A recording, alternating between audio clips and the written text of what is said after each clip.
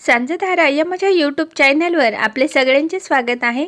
आज आपण बघूया 26 जानेवारी निमित्त प्रजासत्ताक दिन 10 ओळी निबंध। व्हिडिओ आवडला तर लाईक आणि शेअर सुद्धा करा। सुरुवात करूया निबंधाला।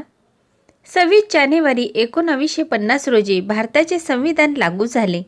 तेव्हापासून दरवर्षी हा दिवस आपला प्रजासत्ताक दिन म्हणून साजरा केला जातो। नवी दिल्ली येथे प्रजासत्ताक दिनाच्या दिवशी राष्ट्रपती ध्वजारोहण करतात आणि देशातील वीरांचा सन्मान केला जातो। राष्ट्रगीत सुरू होताच राष्ट्रपती ध्वजारोहण करतात व 21 तोफांची सलामी दिली जाते।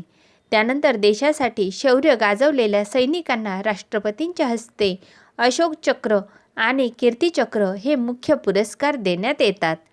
दिल्लीतील राजपथावर भव्य संचलन परेड होते, ज्यात देशाची संरक्षण शक्ती आणि सांस्कृतिक विविधता दिसते।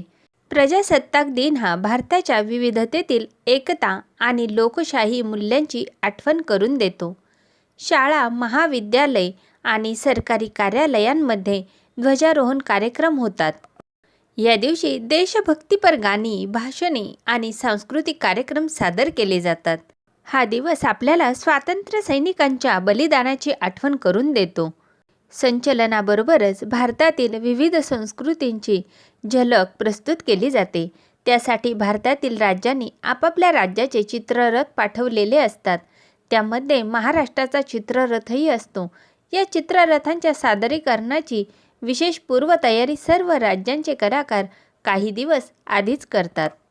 हा दिवस आपल्याला राष्ट्राच्या प्रगतीसाठी काम करण्याची प्रेरणा देतो।